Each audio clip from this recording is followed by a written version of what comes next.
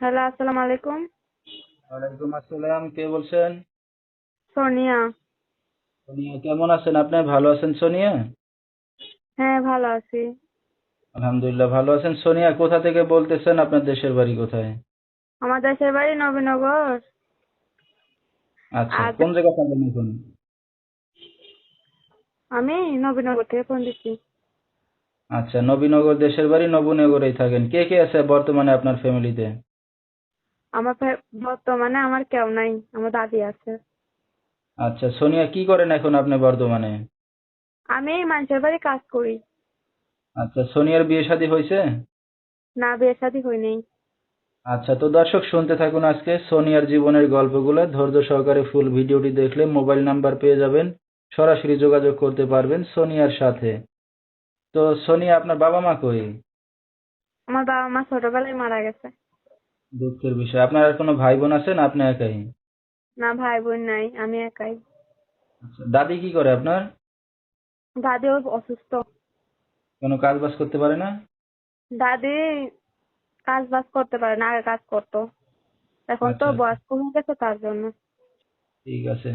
তো সোনিয়া, এখন যেখানে আছেন নিজেদের বাড়িঘর না বাসা ভাড়া নিয়ে থাকেন? বাসা ভাড়া নিয়ে থাকে। আগে যখন যশোর বাড়ি ছিল সেখন ওখান থেকে দাদি ভাঙা এখানে এসে পড়ছে নবীনগর।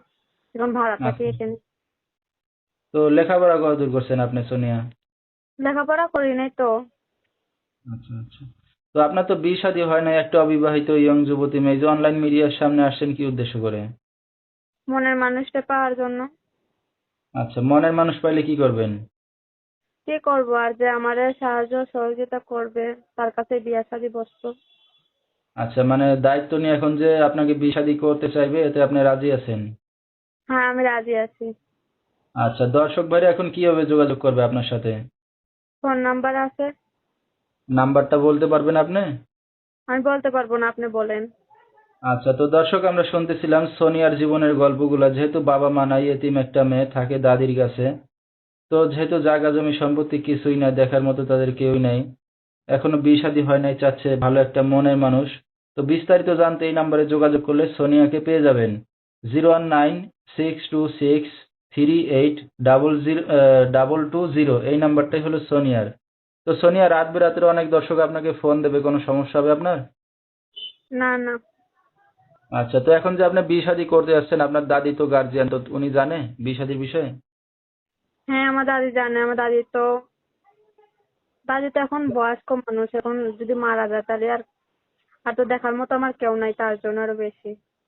আচ্ছা আচ্ছা, ঠিক আছে। তো দর্শক, আসলে এই বয়সে একা থাকা খুবই কষ্ট, কারণ দাদি আজ আছে কাল নাই। হয়তো দাদি বেঁচে থাকতে তার হয়তো একটা জীবন সঙ্গী দরকার। তো বিস্তারিত হুম। জানতে স্ক্রিনে দেওয়া নাম্বারে সরাসরি ফোন করলে তাকে পেয়ে যাবেন। আজকের মতো এখানেই শেষ করছি। আসসালামু আলাইকুম।